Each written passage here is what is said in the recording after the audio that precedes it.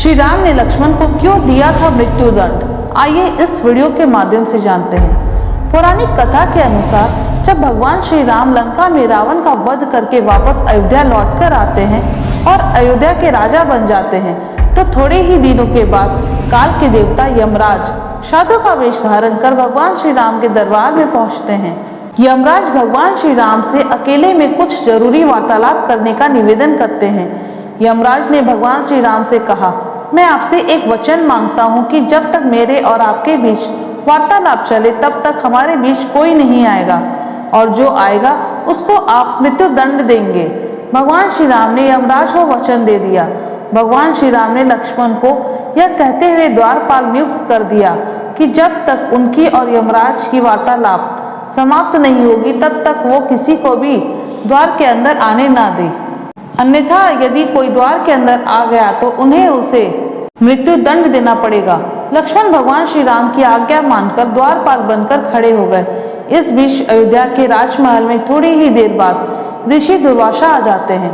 वे श्री राम से तत्काल भेंट करने के लिए लक्ष्मण से कहते हैं, लेकिन लक्ष्मण ऋषि दुर्वासा से कहते हैं कि प्रभु श्री राम अभी किसी और से विशेष वार्तालाप कर रहे हैं, वे अभी तत्काल नहीं मिल सकते।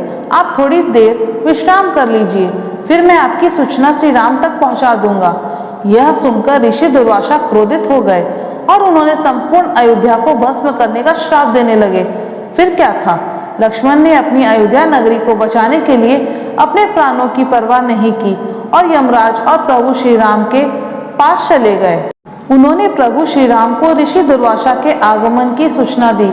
भगवान श्री राम ने शीघ्रता से यमराज के साथ अपनी वार्तालाप समाप्त कर ऋषि दुर्वासा का स्वागत किया, परंतु अब भगवान श्री राम दुविधा में पड़ गए, क्योंकि उन्हें अपने वचन के अनुसार लक्ष्मण को मृत्यु दंड देना था।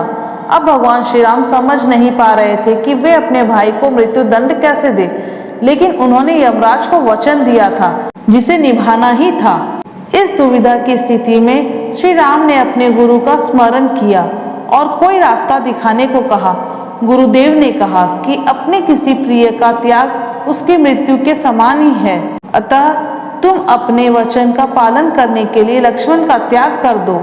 भगवान श्री राम ने अपने वचन का पालन करते हुए अपने पुत्र समान भाई लक्ष्मण का त्याग कर दिया। श्री राम के त्यागने के बाद लक्ष्मण ने जल समाधि लेकर अपनी जीवन लीला को समाप्त कर दिया था। यदि आपको हमारी वीडियो पसंद आई हो तो हमारी वीडियो को लाइक और चैनल को सब्सक्राइब जरूर करें। शिव की शक्ति एंड ब्लॉग। धन्यवाद।